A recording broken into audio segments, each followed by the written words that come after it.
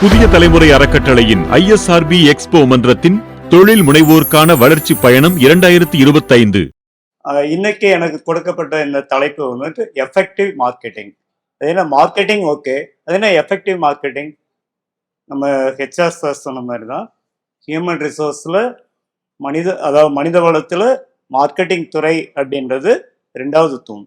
ஒரு தொழிலுக்கு மார்க்கெட்டிங்கும் மனித வளமும் இல்லை அப்படின்னா தொழில் தொடங்க வேண்டிய அவசியமே இல்லை, ஒரு இடத்துல வேலைக்கு போயிடலாம். இன்னொன்று, நம்ம வந்துட்டு நான் ஒரு தொழிலை ஆரம்பிச்சிட்டேன், அந்த ஆரம்பித்த தொழில் எனக்கு வெற்றிகரமாகவே வரல, நான் எதிர்பார்த்த லாபம் வரல அப்படின்னு தான் எல்லாமே புலம்புறது. இன்னும் சொல்ல போனால் எங்களுக்கு இந்த MSME செக்டரில் நாங்கள் சிறுதொழில் பயிற்சி கொடுக்கும் போதும் சரி, லாஸ்ட் டைம் ஒரு 2 times வந்துட்டு நம்ம சார் 2 ப்ரோக்ராம் ஆர்கனைஸ் பண்ணியிருந்தாங்க. சிறுதொழில் தொடங்குவது எப்படின்னு சொல்லி போட்டு சிம்பிள் கெமிக்கல்ஸ் அந்த மாதிரியான சில பிஸ்னஸ் 2 நாள் அப்படியே கண்டினியூஸாக பண்ணியிருந்தோம். அதில் வரக்கூடியவங்களுமே கேட்கக்கூடிய ஒரே விஷயம், சார் நான் மேனுஃபேக்சரிங் பண்ணிடுறேன், நீங்கள் ரிட்டர்ன் எடுத்துக்குவீங்களா? அதுக்கு பேர் பிஸ்னஸ் கிடையாது, நீங்கள் லேபர் ஒர்க் பண்ணி தரேன்னு அர்த்தம்.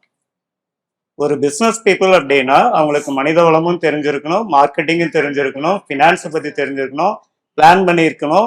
பிளான் பண்ணுறதுனா வடிவேல் சொல்கிற மாதிரி ரூம் போட்டு பிளான் பண்ணுறதில்ல, அது வேற பிளானிங்காக இருக்கலாம். நமக்கு வந்து வியாபாரத்தில் கரெக்டாக அந்த நுணுக்கங்கள் தெரிஞ்சிருக்கணும். எப்போவுமே எல்லாமே சிறுதொழில் அப்படின்னு சொல்லி தொடங்கக்கூடிய எல்லாமே நான் பொருளை தயாரிச்சிடும், அது எல்லாம் தான் பண்ணுவாங்க. அதுக்கு வந்து டெக்னிக்கல் நாலேஜ் இருந்தால் போதும், கொஞ்சம் உடம்புல வலு இருந்தால் போதும், சொல்றத செய்வேன் அப்படின்ற அடிமை புத்தி இருந்தா போதும், ஒரு ப்ராடக்டை தயாரிச்சிடலாம். ஆனா சவால் எங்க இருக்கு அப்படின்னா, நீங்க தயாரிச்ச பொருளை இன்னொருத்தங்க ரெகக்னைஸ் பண்ணணும், அங்கீகாரம் பண்ணணும் இல்லையா? யார் அங்கீகாரம் பண்ணுவாங்க? நீங்க அதாவது மகளிர், நீங்க சமைக்கக்கூடிய சமையல் வந்து வீட்டில் இருக்கிறவங்க சகிச்சுக்கலாம், வெளியில இருக்கவங்க நான் காசு கொடுக்குறேன்ல எனக்கு தரமா கொடுன்னு கேட்பாங்க. எத்தனை பேர் நம்ம தரமா கொடுக்கணும்னு நினைக்கிறோம்? நான் எப்படியாவது பிசினஸ் பண்ணணும், எப்படியாவது சம்பாதிக்கணும், எப்படியாவது விற்கணும், இதை தான் யோசிக்கிறோமே தவிர அந்த எப்படியாவது அப்படின்றது ஒரு விஷயமே கிடையாது. இப்படித்தான் பண்ணுவேன், எந்த சூழ்நிலையும் என்னுடைய ப்ராடக்ட்ல குவாலிட்டியில காம்ப்ரமைஸ் பண்ண மாட்டேன் அப்படின்றவங்க மட்டும்தான் வியாபாரத்துல நிலைச்சிருக்க முடியும், ஜெயிக்க முடியும். கொஞ்ச நாள் நம்ம வியாபாரத்தை தொடங்கி நல்லா வந்துட்டு இருக்குப்பா, பரவாயில்ல, நான் எதிர்பார்த்த லெவலை விட அதிகமா போயிட்டு இருக்கு, கொஞ்சம் அந்த குவாலிட்டியை குறைச்சா தெரியவா போகுது அப்படின்னு நினைச்சா அங்கே நீங்க ஃபெயிலியர் ஆயிடுவீங்க. ஸோ எப்பவுமே வியாபாரத்துல முன்னேறணும்னா தரம் மிக மிக முக்கியம். அதை எந்த சூழ்நிலையும் எந்த காரணத்துக்காகவும் யாருக்காகவும் காம்ப்ரமைஸ் பண்ணவே கூடாது, அவங்க ஜெயிக்க முடியும். சரி, மார்க்கெட்டிங் பண்றதுக்கு என்ன தேவை? நல்ல ட்ரெஸ்ஸிங் பண்ணக்கூடிய, அந்த காஸ்டியூம்லாம் நல்லதா யூஸ் பண்ணக்கூடிய ஒரு ரசனை இருக்கணும் இல்லையா? நம்ம மற்றவங்களை பார்த்து ரசிக்கிறோம் ஜென்ஸ், அதை விடுங்க. நான் சில விஷயங்கள்லாம் பேசினா கான்ட்ரவர்சி ஆகிடும், ஃப்ரீயா ஃப்ரெண்ட்லியா எடுத்துக்கங்க, அப்போதான் ஒரு ப்ரோக்ராம் வந்து நல்லா போகும். நம்ம என்ன பண்றோம், அடுத்தவங்களை பார்த்து கமெண்ட் கொடுப்போம், ரசிப்போம், எல்லாம் பண்ணுவோம், ஆனா நம்ம எதையுமே பண்ண மாட்டோம். சரிங்களா? நம்ம என்னைக்கு வந்து நம்மளுடைய நடை உடை பாவனை அப்புறம் பேசக்கூடிய அந்த விதம் இதெல்லாம் மாத்திக்கிறோமோ அன்னைக்குதான் நம்ம ஜெயிக்கிறதுல முதல் படியில வரணும்னு அர்த்தம். அப்ப ஒரு நல்ல விற்பனையாளருக்கு நல்ல பேசக்கூடிய சாமர்த்தியம் வேணும், கம்யூனிகேஷன் ஸ்கில். அதே போல நல்ல ஒரு ட்ரெஸ்ஸிங் சென்ஸ் இருக்கணும். அதே போல தொடர் முயற்சி இருக்கணும். அதுக்கு பேர் விடாமுயற்சி கிடையாது, தொடர் முயற்சி. எப்பவுமே தொடர்ந்து போயிட்டே இருக்கணும். இன்னைக்கு வந்துட்டு ஒரு டார்கெட் ஃபிக்ஸ் பண்றீங்களா, அந்த டார்கெட்டை அச்சீவ் பண்றதுக்கு என்ன பண்ணணும்? ரைட், நீங்க 10 ப்ராடக்ட் இன்னைக்கு சேல் பண்ணணும்னு நினைக்கிறீங்க, 7 தான் ஆயிருக்கு. உடனே நம்மால் வந்துட்டு என்னைக்குமே 7 தான் ஆயிருக்கு, எதுவுமே இல்லாத ஒரு இடத்துல 7 நம்மளால சேல் பண்ண முடியுதுன்னா ரிமைனிங் நம்மளால பண்ண முடியும். அப்ப எது வந்தாலும் எந்த சூழ்நிலையும் தாங்கக்கூடிய மனதிடம் இருக்கணும். மார்க்கெட்டிங் பீப்புள் என்னைக்குமே நல்லா தெரிஞ்சவங்க. நீங்க 10 பேரை மீட் பண்ணீங்கன்னா 2 பேருக்கு நல்ல ரெஸ்பான்ஸ் வர்றது பெரிய விஷயமா இருக்கும். அதே போல காம்படிட்டரை பத்தி நம்ம தெரிஞ்சிருக்கோம், KYC அப்படின்றது, no your competitors, no your consumer, no your customer. சரிங்களா? ஏன் அது கன்சியூமர் கஸ்டமர்னு சொல்றேன் அப்படின்னா, ஒரு டைம் உங்க ப்ராடக்டை யூஸ் பண்ணா அவர் கன்சியூமர், அடுத்த வாட்டி வாங்கணும்னு நினைக்கிறாங்கல்ல, தொடர்ந்து வாங்குறாங்கல்ல, அவங்க கஸ்டமர். அந்த கஸ்டமரை எப்படி நீங்க தக்க வச்சுக்கிறது, கன்சியூமருடைய சைக்காலஜி என்னன்னு சொல்லி நீங்க எப்படி தெரிஞ்சுக்கிறது, அதுல என்னென்ன சவால்கள் இருக்கு, இந்த கன்சியூமருடைய வாங்கும் சக்தி என்னவா இருக்கும். ஏன்னா பெர் கேபிட்டா இன்கம்க்கு தகுந்த மாதிரிதான் இங்க வந்துட்டு மக்களுடைய லைஃப் ஸ்டைல் போயிட்டு இருக்கும். அப்ப அந்த வாழ்க்கை தரம் என்ன மாதிரி இருக்கு, நம்ம ப்ராடக்ட் யாருக்கானது, அதை எங்க வச்சு தயாரிக்க போறோம், எங்க சப்ளை பண்ண போறோம், அதை வாங்கக்கூடியவங்க பெரியவங்களா சின்னவங்களா அல்லது பெண்களா ஆண்களா குழந்தைகளா, யாருக்கானது நம்ம ப்ராடக்ட் அப்படின்னு சொல்லிட்டு அந்த பிளானிங் இருக்கணும். அதே போல மார்க்கெட்டிங் ஸ்ட்ராட்டஜியில 7 P's இருக்கு. அது என்ன அப்படின்றத நம்ம அடுத்த டிஸ்கஷன் செஷன்ல கண்டினியூ பண்ணலாம். அதே போல உங்களுடைய பிசினஸ் மார்க்கெட்டிங்லாம் நல்லா பண்ணிட்டேன் சார், ஆனா இடையில சிக்கல் வருது. நம்ம ஹெச்ஆர் சார் சொன்னாங்க இல்லையா, யாருக்குமே ஒரு மேன் பவர் எடுத்துட்டா அவருக்கு ஒரு வெல்ஃபேர் கொடுக்கணும்னு யோசிக்கிறதே இல்லை. அதே போல மார்க்கெட்டிங்லயும் இருக்கு. நிறைய கம்ப்ளைண்ட்ஸஸ் எல்லாம் பார்த்துருப்பீங்க. தலப்பாக்கட்டி பிரியாணி சரியா லேட்டஸ்டா இருந்தது. அண்ட் அதுக்கு முன்ன வந்து திருநெல்வேலி இருட்டுக்கடை அல்வா, இதெல்லாம் வந்துட்டு லேட்டஸ்டா இருக்கக்கூடிய ஒரு சில கேஸ் ஸ்டடி. அதுக்கெல்லாம் ஏன் இந்த ப்ராப்ளம் வந்தது, அப்ப ஐபிஆர்னா என்ன இல்லையா? நம்ம எல்லாருக்கும் சொத்து இருக்கா அப்படின்னு கேட்டா, நான் ஒவ்வொரு செஷன்லையும் கேட்கும்போது சொத்துக்கள் இருக்கான்னா யோசிப்பாங்க. நான் என்ன லாயர் மாதிரி அதை சொல்றதுக்கே தயங்குவாங்க. சொத்துன்னா 2 வகையான சொத்து இருக்கு. ஒன்னு டேஞ்சிபிள், இன்னொன்னு இன்டான்ஜிபிள். நம்ம அந்த மூவபிள் ப்ராப்பர்ட்டி இது மாதிரிதான் பாக்குறோமே தவிர நமக்கான அறிவுசார் சொத்து அப்படின்றத நிறைய யோசிக்கிறதே இல்லை. அப்ப அறிவுசார் சொத்துரிமையில பதிவு பண்ணினால் இன்னும் உங்களுடைய தைரியம் அதிகமாகும். நிறைய வெளிநாடுகளுக்கு ஏற்றுமதி பண்ணலாம். உள்ளூர்ல உங்க காம்படிட்டர்ஸுக்கு வந்து தலை சுத்த வைக்கலாம். ஏன், நீங்க நல்லா வளர்ந்து வரும்போது உங்களுக்கு போட்டியாளர் உருவாகுவாங்க. அந்த போட்டியாளர் உருவாகும் போது நீங்க என்ன ஸ்ட்ராட்டஜி பண்ணிட்டு இருக்கீங்கன்னு அவங்களுக்கு தெரியக்கூடாது. அப்ப அதுக்கு என்ன வழிமுறைகள், இதெல்லாம் அடுத்தடுத்த செஷன்ல நான் உங்களுக்கு சொல்றேன். அண்ட் பிசினஸ் நல்லா வந்துருச்சு, இது நல்லா நான் விரிவாக்கம் பண்ணணும், எக்ஸ்பென்ஷன் பண்ணணும். அதுக்கு என்ன பண்றது? நம்ம உடனே பினான்ஸ் பத்தி தான் யோசிப்போம். சார் நான் பேங்க்குக்கு போனேன் லோன் கொடுக்க மாட்டேன். ஏன் பேங்க்குக்கு போய் லோன் கேட்கணும்? கவர்மெண்ட்ல 2 விதமான பினான்சியல் அசிஸ்டன்ஸ் இருக்கு. ஒன்னு ஸ்கீம்ஸ், இன்னொன்னு பினான்ஸ். ஸ்கீம்ஸ் அப்படின்றது நீங்க ஸ்டார்ட் அப்பா இருந்தால் உங்களுக்கு வந்து பிஎம்இஜிபி, யூஐஇஜிபி, நீட்ஸ், அண்ணல் Ambedkar business champion scheme and prime minister Vishwakarma scheme, இந்த மாதிரிலாம் இருக்கு. அதுல கிடைக்கக்கூடிய அந்த சப்சிடிக்கு பேர் தான் ஸ்கீம். சரிங்களா? சப்சிடிக்கு பேர் தான் ஸ்கீம். அது வந்து பிசினஸ் அடுத்த லெவல்ல போறதுக்கு உங்களுடைய பினான்சியல் ஸ்டேட்டஸ் அண்ட் ஸ்டேட்மெண்ட் பார்த்து உங்களுக்கு பண்ணக்கூடிய அசிஸ்டன்ஸ் ஸ்கீம்ஸ் இருக்கு. அதை பத்தி நம்ம அடுத்து விரிவா பார்க்கலாம்.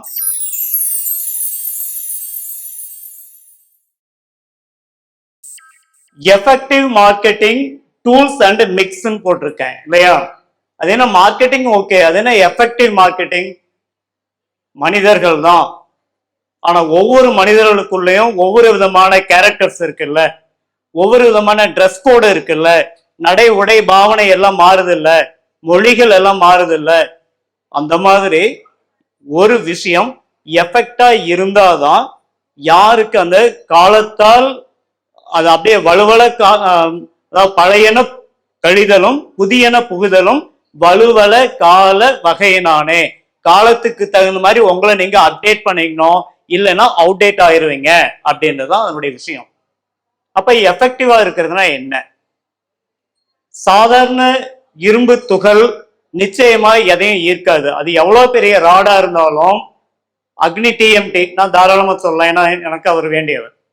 மற்றவங்க சொன்னா அது சிக்கலாயிடும். அக்னி டிஎம்டியை நீங்க கொண்டு வந்து வச்சாலும் கண்டிப்பா எதுவும் ஈர்க்காது. ஆனா ஒரு சின்ன காந்தத்தை கொண்டு வந்து வச்சா நிச்சயமா ஈர்க்கும் தானே. That is effect, effective. சாதாரணமா இருக்கிறதுக்கும் அசாதாரணமா இருக்கிறதுக்கும் என்ன வித்தியாசம் அப்படின்றதுதான். அப்ப ஒரு வியாபாரி தன்னுடைய வார்த்தையை எந்த அளவுக்கு, இங்க இருக்கிறவங்க நீங்க பிசினஸ் மேன் அப்படின்னு சொல்லிக்கலாம், பிசினஸ் விமன் சொல்லிக்கலாம், எப்படினாலும் பேச்சு சாதுரியம் இல்லைன்னா நிச்சயமா வாழ்க்கையிலும் சரி பிசினஸ்லயும் சரி ஒண்ணுமே பண்ண முடியாது. பஸ்ல ஏறிட்டு எனக்கு டிக்கெட் கொடுன்னா என்ன சொல்லுவாங்க? கண்டக்டர் ஒரு வாட்டி சைலண்டா இருப்பாரு, இன்னொரு வாட்டி சொல்லுங்க டிக்கெட் கொடுங்க, மறுபடியும் அப்படியே கேட்டா எங்க போன்னு சொல்லி டேஸ்கராக்கி ஏறிக்கிற அப்படின்வான் இல்லையா? சொல்லுவானா இல்லைங்களா? அப்ப கம்யூனிகேஷன் ரொம்ப ரொம்ப முக்கியம். நீங்க ஒரு பொருளை தயாரிச்சுட்டீங்க, எல்லாருக்குமே பிரச்சனை இருந்தான், ஒரு பொருளை தயாரிச்சிட்டீங்க, அந்த பொருளை மார்க்கெட் பண்ணணும். மார்க்கெட் பண்றதுன்னா என்ன அர்த்தம்? சிம்பிளா 2 விஷயம் சொல்றேன் பாருங்க. ஒண்ணு, ஒரு பையன் அல்லது ஒரு பொண்ணு படிச்சு முடிச்சிட்டாங்க, அவங்க அதுக்கு அடுத்து என்ன பண்ணுங்க?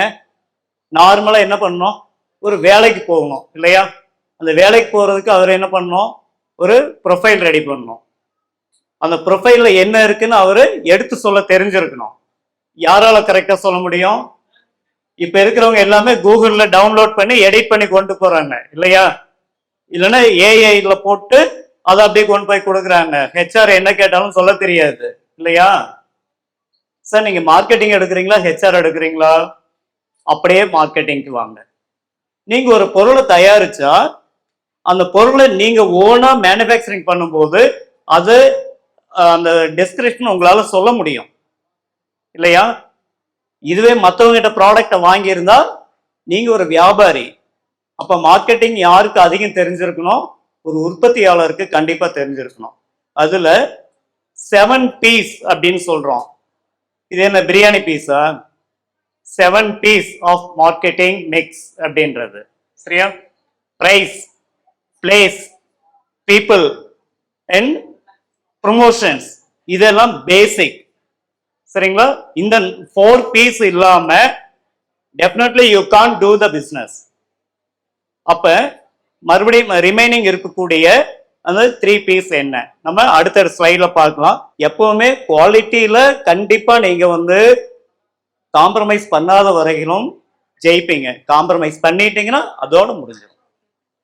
சரிங்க, இதுக்கெல்லாம் சார் கம்பெனி நல்லா தான் சார் வந்துட்டு இருக்கு, ஆனா இடையில காம்படிட்டர்ஸ் வரானே, நான் எப்படி sir how I face that competitor அப்படின்னா, அதுக்கு தான் நான் எல்லா இடத்துலையும் சொல்றது டாக்குமெண்டேஷன். முதல்ல பிராண்ட் நீங்க பேர் வச்சீங்கன்னா அந்த பிராண்டை ஐபிஆர் ஆபீஸ்ல ரெஜிஸ்டர் பண்ணுங்க சரியா? ஐபிஆர்னா இன்டலெக்சுவல் ப்ராப்பர்ட்டி ரைட்ஸ் ஆக்ட் படி இந்திய அறிவுசார் சொத்துரிமை, அதனுடைய வெப்சைட்ல போயிட்டு நீங்க ரெஜிஸ்டர் பண்ணணும். முதல்ல நேம் அவைலபிலிட்டி செக் பண்ணுங்க. செக் பண்ணிட்டு அதுக்கப்புறம் இப்பெல்லாம் மினிமம் சார்ஜஸ், அப்புறம் மினிமம் டியூரேஷன். முன்னெல்லாம் 5 வருஷம் 10 வருஷம் கூட ஆகும். இப்பெல்லாம் அப்படி கிடையாது. வித்தின் 10 daysல you can get your brand name, registered name. When you are applying for your brand name, you can use TM, that means trademark. After getting your number, you can denote or in round. So அப்ப என்ன ஆகுதுங்க? Registered trademark அப்படின்னு வந்துடும். அது யாரும் எதுவும் பண்ண மாட்டாங்க. ட்ரேட்மார்க் இதெல்லாம் யூஸ் பண்ணும்போது தயவு செய்து நீங்க நியூமராலஜிஸ்ட் யாராவது இருந்தா வருத்தப்படாதீங்க, வருத்தப்பட்டாலும் பிரச்சனை இல்லை. நியூமராலஜி படியெல்லாம் பிராண்ட் நேம் வைக்காதீங்க. அது இருக்கிறதுலே ஒரு மோசமான பிராக்டிஸ். ஒரு பிராண்ட் நேம் வைக்கும் போதும் ஒரு கம்பெனி பேர் வைக்கும் போதும் நியூமராலஜி படி நேம் வச்சீங்கன்னா அதை ப்ரொனன்சியேட் பண்ணும்போது அல்லது நீங்க சொல்றத அவங்க கேட்கும் போது தவறுதலா புரிந்து கொள்ளப்படும். நீங்க ராஜா என்டர்பிரைசஸ் சொல்லிட்டீங்க, அங்க ஒருத்தங்க டாக்குமெண்டேஷன் டைப் பண்றாங்க, நீங்க என்ன பண்ணுவீங்க? ராஜா என்டர்பிரைஸ் சொன்னதை அவங்க RAJA என்டர்பிரைசஸ் போடுவாங்க. டாக்குமெண்டேஷன் தப்பாயிருச்சுன்னு நீங்க சொல்லுவீங்க. ஏன்? நீங்க நியூமராலஜி படி RAAJAHAAA எல்லாம் போட்டு வைப்பீங்க. ஏன்னா இப்ப அப்படிதான் போயிட்டு இருக்கு. ஸோ நியூமராலஜி படி பேர் வச்சீங்கன்னா பிரச்சனை உங்களுக்கு தான். அப்துல் கலாம் பேர் வச்சவன் எல்லாம் பெரிய சயின்டிஸ்டா வந்துட போறது இல்லை. விவேகானந்தன் பேர் வச்சவன் எல்லாம் பெரிய துறவியெல்லாம் வந்துட போறது இல்லை. அவங்களுடைய எஃபர்ட் போட்டா மாத்திரம்தான் நம்ம ஜெயிக்க முடியும். ஸோ உங்க மேல நீங்க நம்பிக்கை வைங்க, பிராண்ட் ரெஜிஸ்டர் பண்ணுங்க. அதே போல அதுதான் பேட்டன் ரைட் ஆபீஸ்ங்க. பேட்டன் ரைட்டுங்கிறதே வேற. நான் உங்களுக்கு பிராண்டை பத்தி தான் சொல்லிட்டு இருக்கேன். இங்க நிறைய நம்ம மக்கள் பண்ணியிருக்கீங்க, எல்லாம் எஸ்எம்இ யூனிட்டா தான் இருக்கு. ஆனா யாரும் வந்துட்டு ட்ரேட்மார்க் ரெஜிஸ்டர் பண்ண மாதிரி தெரியல. நாங்க நீங்க பண்ணீங்க, வெல் அண்ட் குட். நல்ல ஒரு கிளாஸ் கொடுங்க. 2 பேர் பண்ணியிருக்காங்க. இவ்வளோ யூனிட்ஸ் வச்சிருக்கீங்க, நான் அவங்கள குறை சொல்லலை, அதெல்லாம் தெரிஞ்சுக்கிறதுக்கு தான் இங்க வந்திருக்கீங்க. ஐபிஆர் இந்த ஆபீஸ் எங்க இருக்குன்னா கிண்டியில, அந்த எங்க எம்எஸ்எம்ஏ ஆபீஸ் வர்றதுக்கு டேர்னிங்லேயே இருக்கும். இந்திய அறிவுசார் சொத்துரிமை அப்படின்னு சொல்லி அந்த அலுவலகத்துக்கு போனீங்கன்னா உங்களுக்கு டோக்கன் கொடுத்துட்டு உட்கார வைப்பாங்க, நீங்களே அங்க பண்ணிக்கலாம். சரியா? அங்கெல்லாம் ஃபீஸ் டைரக்டா இருக்கும், ஏஜென்ட் எல்லாம் யாரும் கிடையாது, புரோக்கர்ஸ் கிடையாது. அப்படி யார்ட்டையும் கொடுத்து ஏமாறாதீங்க. சரியா? ஒண்ணு. அதே போல பார்கோடு, உங்களுடைய ப்ராடக்டை நீங்க அடுத்த லெவல் கொண்டு போகணும்னா பார்கோடு வாங்கணும். பார்கோட ப்ரொவைட் பண்றவங்க GS1 இந்தியா அப்படின்ற ஒரு ஆர்கனைசேஷன். சரியா? அவங்க தான் மினிஸ்ட்ரி ஆஃப் இண்டஸ்ட்ரீஸ் அண்ட் காமர்ஸ்ல அப்ரூவ்ட் ஆனவங்க. இது இம்பார்ட்டன்ட். அதுக்கு அடுத்து உத்தியம் ரெஜிஸ்ட்ரேஷன் ஆல்மோஸ்ட் எல்லாமே பண்ணியிருப்பீங்க. In addition you must be getting GST number. GST number இல்லாம பண்ணீங்கன்னா சில பல சிக்கல்கள் இருக்கும். ஆனால் ரூல்ஸ் படி 20 லட்சம் ரூபாய் டர்ன் ஓவர் ஆனதான் வேணும்னு சொல்லுவாங்க. ஆனாலும் நீங்க அந்த மாதிரி ஜிஎஸ்டி வாங்கி இருந்தாதான் உங்க பிசினஸ அடுத்த லெவல் கொண்டு போக முடியும். சரிங்களா? எதுக்காக மார்க்கெட்டிங் பண்றேங்க? நம்மளுடைய சேல்ஸ் இன்க்ரீஸ் பண்ணணும், ப்ராஃபிட் அதிகமாக. பிசினஸ்னாலே ப்ராஃபிட் தானே. அப்ப உற்பத்தி பண்ணின பொருளையோ அல்லது உங்களுக்கு தெரிஞ்ச ஒரு தகவல்களையோ ஒருத்தங்களுக்கு ஷேர் பண்ணும்போது தான் உங்களுக்கு என்ன கிடைக்கும்? லாபம் கிடைக்கும். முதல்ல மார்க்கெட்டிங் வேற, சேல்ஸ் வேற. அதை புரிஞ்சுக்குங்க. சரியா? Marketing not sales. அது வேற ஏரியா, இது வேற ஏரியா. சரிங்களா? மார்க்கெட்டிங்கிறது உங்க ப்ராடக்டை பத்தி எடுத்து சொல்லக்கூடிய ஒரு promotional activity, nothing but advertisement. அவ்வளவுதான். அப்ப நீங்க ஒரு ப்ராடக்ட் வந்து 10 பேருக்கு கொடுக்கணும் அப்படின்னு முடிவு பண்ணீங்கன்னா நீங்க பண்ண வேண்டியது அட்வர்டைஸ்மெண்ட்டுக்கு நீங்க எவ்வளோ அமௌண்ட் ஒதுக்குவீங்கன்னு சொல்லி முதல்ல பட்ஜெட் போடணும். அட்வர்டைஸ்மெண்ட்டுக்கு நீங்க தயங்குனீங்கன்னா நீங்க தயாரிச்சு அங்கேயே ஷோகேஸ்ல வச்சு அழகு பார்க்க வேண்டியதுதான். அட்வர்டைஸ்மெண்ட் தான், தட் இஸ் கால்ட் மார்க்கெட்டிங். சரிங்களா? மார்க்கெட்டிங்ல என்னென்ன டைப்லாம் இருக்குங்க? இப்ப ஏன்சியன் மார்க்கெட்டிங் அதெல்லாம் பழசெல்லாம் விட்டுருவோம். இப்ப கரண்ட் சினாரியோல digital marketing, internet marketing, affiliate marketing, MLM, global marketing. எம்எல்எம்ன்றது இந்தியாவில் நான் ரெகக்னைஸ்டு ஒரு ஏரியா. ஸோ அதை விட்டுருங்க. அஃபிலியேட் மார்க்கெட்டிங்கிறது என்ன? இப்போ ஒருத்தங்க சேல் மேனுஃபேக்சரிங் பண்ணுவாங்க, ஒருத்தங்க வாங்கி இன்னொரு பிளாட்ஃபார்ம்ல சேல் வைப்பாங்க. ஒன்றும் இல்லை, ஈபே, அமேசான், பிளிப்கார்ட் இந்த மாதிரி எல்லாம் கொடுத்து சேல் பண்றாங்க இல்லையா, அவங்க எல்லாம் அஃபிலியேட் மார்க்கெட்டிங். இன்டர்நெட் மார்க்கெட்டிங்னா உங்களுக்கு நல்லா தெரிஞ்ச விஷயம் தான். சோசியல் மீடியா மார்க்கெட்டிங் யூஸ் பண்ணி பண்றது. அண்ட் டிஜிட்டல் மார்க்கெட்டிங்கிறத சேம். அந்த நெக்ஸ்ட் நான் வரேன். Company reputation. ஸோ மார்க்கெட்டிங்ல எப்பவுமே சலிப்படையக்கூடாது. மார்க்கெட்டிங் பீப்புள் என்னைக்குமே பிரிஸ்கா தான் இருக்கணும், எப்பவுமே உற்சாகத்தோட தான் இருக்கணும், சோர்ந்து போயிடக்கூடாது. நீங்க 10 பேரை பார்த்தா 2 பேர் தான் ரெஸ்பான்ஸ் இருக்கணும். சரியா? அப்படியெல்லாம் பார்க்கும்போது சக்தி மசாலா இன்னைக்கு உங்களுக்கு எல்லாருக்கும் தெரியும். ஆனா திருமதி சாந்தி துரைசாமி மேடம் வந்துட்டு எந்த வசதியும் இல்லாத ஒரு காலகட்டங்களில் ஈரோடு குக்கிராம மாமரத்து பாளையம்னு சொல்லி அங்கிருந்து அந்த அம்மா கடைங்களுக்கு பஸ்ல ஏறி வந்து, டைமுக்கு தான் பஸ் அப்பெல்லாம் 35 வருஷத்துக்கு முன்ன, அவரு துரைசாமி சார் வந்துட்டு சைக்கிள்ல கரூர் வரையிலும் போயிட்டு சேல் பண்ணிட்டு வந்த மனுஷன். நீங்க சாதனையாளரா வரணும்னா நல்ல திட்டமிடல் வேணும், அது லாங் டைம் பிளானிங்கா இருக்கணும். Healthy competition. ஸோ உங்களை சுத்தி எத்தனை போட்டியாளர் இருந்தாலும் எப்ப நீங்க ஹெல்தி காம்படிஷனா ஃபீல் பண்ண முடியும்? உங்களுடைய குவாலிட்டியில, பிரைஸ்ல, இதுல எல்லாம் வந்துட்டு காம்ப்ரமைஸ் ஆகாத வரையிலும் நீங்க யாரையும் காம்படிட்டரா நினைக்க வேண்டிய அவசியமே இல்லை. சர்வீஸ்னு ஒண்ணு வந்துட்டு இருக்க. என்னதுங்க? ப்ராடக்ட் ஓகே, சர்வீஸ் அப்படின்றது ஒரு 10 வருஷத்துக்கு முன்னாலெல்லாம் சர்வீஸ்னா நமக்கு என்ன தெரியும்? ஆட்டோமொபைல் கடைங்க மட்டும்தான் சர்வீஸ் அப்படின்னு நம்ம சொல்லிட்டு இருந்தோம் இல்லையா? இப்ப நல்லா நீங்க தெரிஞ்சுக்கங்க. நீங்க லாயரா இருந்தாலோ, அல்லது auditor, doctor, civil engineer R computer engineer, what ever it is. நீங்க பொருள் இல்லாம உங்க நாலேஜை பயன்படுத்தி ஒரு அட்வைஸ் கொடுக்கறது மூலமாவோ, டியூஷன் கிளாஸ் எடுக்கிறது மூலமாவோ, அல்லது எதெல்லாம் ப்ராடக்ட் இல்லாம பண்றீங்களோ அது எல்லாமே service business, affiliate marketing. So நீங்க ஒருத்தங்கிட்ட உற்பத்தியாளர்கிட்ட இருந்து வாங்கி அது ஒரு மீடியத்துல நீங்க கொடுத்து அவங்கள வாங்க வைக்கிறது. சரியா? அதுக்கு சில ப்ரொமோஷனல் ஆக்டிவிட்டிஸ் பண்ணுவீங்க. அதுதான் அஃபிலியேட் மார்க்கெட்டிங். பொருள் இல்லாம வாயில வடைச்சு விடுறது, வேற ஒண்ணும் இல்லைங்க. சொன்னதை செய் அப்படின்வாங்க இல்லையா? அதுதான் மேனுஃபேக்சரிங். மார்க்கெட்டிங்ன்றது சமயம் செய்த புத்தியை யூஸ் பண்ணி பண்றது. அட் த சேம் டைம் ஒரு மார்க்கெட்டிங் பீப்புள் யாரையுமே கிரிட்டிசைஸ் பண்ணக்கூடாது. ஒரு ப்ராடக்டை வச்சு இன்னொருத்தங்கிட்ட டெமோ காமிக்க கூடாது. அதுக்கு it is very very wrong practice. அது நிறைய இந்த MLM காரங்களாம் பண்ணிட்டு இருப்பாங்க. அது எவ்வளவு பெரிய மோசடி தெரியுமா? உங்களுடைய ப்ராடக்ட் யாருக்கான ப்ராடக்ட், முதல்ல அதுல கிளாரிட்டி வேணும். பக்கத்து வீட்டுக்காரர் ஒருத்தர் நல்லா சமைக்கிறாருன்னு சொல்லி நம்ம வீட்டுல சமையல் நல்லா வருமா? ஏன்னா அவங்க அந்த ஃபார்முலா சொல்லி கொடுக்க மாட்டாங்க இல்லையா? அது மாதிரி நம்ம ஒருத்தங்க ஒரு பிசினஸ் பண்றாங்கன்னு சொல்லி அதை பார்த்து, இந்த புளியை பார்த்து பூனை சூடு போட்டதுன்னு சொல்லுவாங்க இல்லையா? அந்த மாதிரிலாம் பார்த்து பண்ணா ஃபெயிலியர் ஆயிடும். You should have your own idea. உங்களுக்கு ஒரு ஐடியா இருக்கணும். அண்ட் ப்ரொமோஷன்ஸ் நம்ம முன்னே சொன்ன மாதிரி என்ன மீடியாவில் நீங்க ப்ரொமோட் பண்றீங்க, அண்ட் பிளேஸ் எந்த இடத்துல வச்சு பண்ண போறீங்க. நீங்க தயாரிச்சுட்டு நான் வண்டி எடுத்துக்கலாம் போக மாட்டேன், எனக்கு இடுப்பு வலிக்குது, காலை வலிக்குது, அதெல்லாம் சொல்லிட்டு உட்கார்ந்துனீங்கன்னா அது அங்கேதான் இருக்கும். நீங்க கன்சியூமரை தேடி போகணும். சரிங்களா? அண்ட் பிரைஸ் என்ன விலையில கொடுக்க போறீங்க.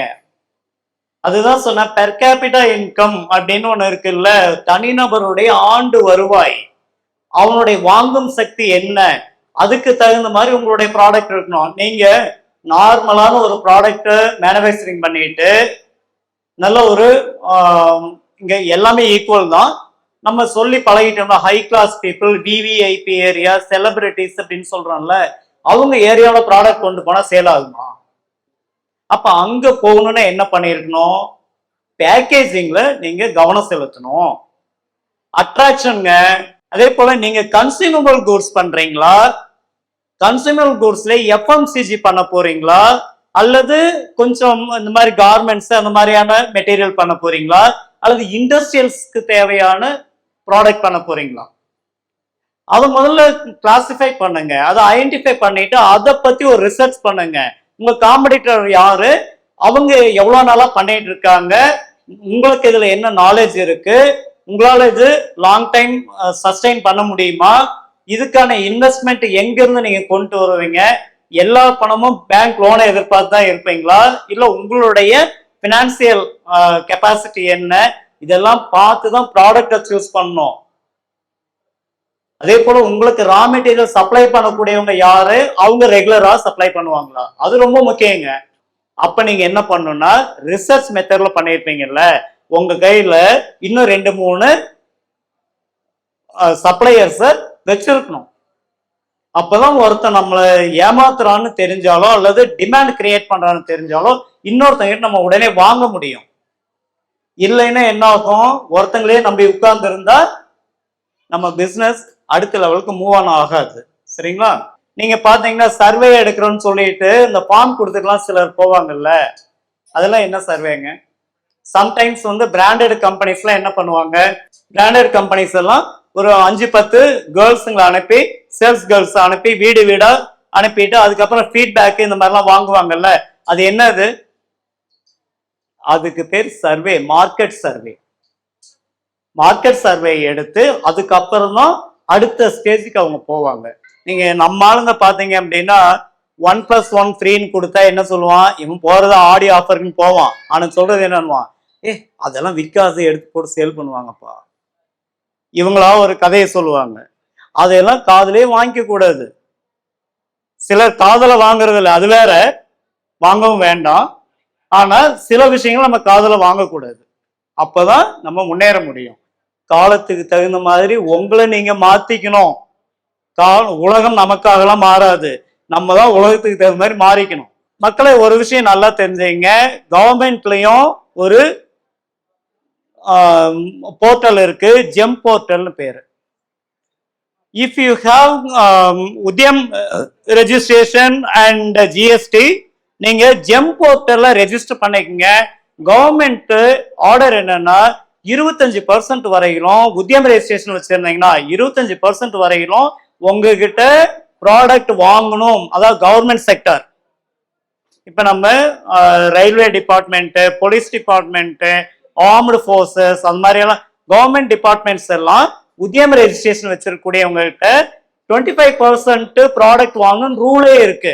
ஒன்னு, உத்தியம் ரெஜிஸ்ட்ரேஷன் வச்சிருந்தா டெண்டர்ல நீங்க பார்ட்டிசிபேட் பண்ணலாம். 2, உத்தியம் ரெஜிஸ்ட்ரேஷன் வச்சிருக்கக்கூடிய மகளிர் கவர்மெண்ட்ல ஏதாவது ஃபேர் போட்டாங்கன்னா அந்த ஃபேர்ல நீங்க ஃப்ரீயா பார்ட்டிசிபேட் பண்ணலாம். சரியா? அதுக்கு அடுத்து எக்ஸ்போர்ட் பிசினஸ் பண்ணும்போது அதுல நீங்க நிறைய பெனிஃபிட் வரும். இன்னொன்னு, உத்தியம் ரெஜிஸ்ட்ரேஷன் வச்சிருக்கிறவங்களுக்கு நீங்க அடிஷனலா பார்கோடு வாங்கியிருந்தாலோ அல்லது நான் முன்ன சொன்னேன் இல்லையா FSSA அந்த மாதிரி அடிஷனல் சர்டிஃபிகேட், IPR அந்த பிராண்ட் நேம்க்கெல்லாம் பண்ணி வாங்கியிருந்தாலோ அந்த அமௌண்ட் உங்களுக்கு 85% வரைக்கும் ரீஎம்பர்ஸ்மெண்ட் கிடைக்கும். நீங்க செலவு பண்ணணும்னு தான் நினைக்காதீங்க, அது இன்வெஸ்ட்மெண்ட். அதையும் கவர்மெண்ட் உங்களுக்கு ரிட்டர்ன் கொடுத்துரும். அது நீங்க கவனமா போயிட்டு MSME சைட்ல அப்ளை பண்ணி வாங்கணும். எப்பவுமே எந்த ஒரு கன்சியூமரையும் கட்டாயப்படுத்த கூடாது, கன்வின்ஸ் தான் பண்ணணும். கன்வின்ஸ் கூட இந்த வாழைப்பழத்துல ஊசி ஏத்துன்னு சொல்லுவாங்கல்ல, அப்படித்தான் பண்ணுமே தவிர வாங்கித்தான் பாருங்களேன், அப்படியெல்லாம் பண்ணக்கூடாது. வாங்கினா நல்லா இருக்கும், கேட்டா கேளு அப்படின்னு ஆட்டோமேட்டிக்கா வாங்குவாங்க. அதனால எப்பவுமே அடுத்தவங்களை கிரிட்டிசைஸ் பண்ணவே கூடாது. சார் என்ன கிரிட்டிசைஸ் பண்றாங்களே, வாங்கித்தான் ஆகணும், அதுதான் விதி. பிசினஸ் அப்படின்னா அதனுடைய மீனிங்கே லாப நோக்கம் தான். அநியாய லாபம்லாம் ஒண்ணும் கிடையாது. லாபம் அது தேவையானவங்க கொடுத்து வாங்கிட்டு போவாங்க. Mail drafting very very important. அதுல salutation, body of letter, conclusion பக்காவா இருக்கணும். அதே போல நீங்க எவ்வளவுதான் கம்ப்யூட்டர்ல பூந்து விளையாடினாலும், ஏஐ அல்லது ChatGPTல பூந்து விளையாடினாலும் ஹார்ட் காப்பி ஒன்று அழகா ஒரு ப்ரௌச்சர்ஸ் ரெடி பண்ணணும். Business card very very important. நம்ம பிரிட்டிஷ் இங்கிலீஷ் படிக்கிறோம், பட் யூசிங் அமெரிக்கன் இங்கிலீஷ். அதனால நீங்க அமெரிக்கன் பேஸ்டு கம்பெனிக்கு லெட்டர் டிராஃப்ட் பண்ணணும் அல்லது லோக்கல்ல இருக்கக்கூடிய US கம்பெனிக்கு நீங்க ஒர்க் பார்த்தா அவங்க பேஸ்டு இங்கிலீஷ்ல தான் நீங்க யூஸ் பண்ணணும். இமெயிலா இருந்தாலும் பிசினஸ் கார்டா இருந்தாலும். சரியா? எப்பவுமே உங்ககிட்ட வேலை பார்க்கிறவங்களுக்கும் உங்க கஸ்டமருக்கும் உங்க மேல முழு நம்பிக்கை வரணும். அதுக்கு நீங்க தான் முழு பொறுப்பு. நம்பிக்கை உருவாக்குறது உங்க கையில தான் இருக்கு. கஸ்டமர்கிட்ட நல்லா பேசுறவனா இருக்கணும், அப்படின்னு வளையறவனா இருக்கக்கூடாது. நீங்க பாருங்க, ஜுவல்லரி ஷாப்ல எல்லாம் ஒரு பயவிலைக்கு கூட மீசை இருக்காது. நான் ஒரு வாட்டி என்கொயரி பண்ணியிருக்கேன்.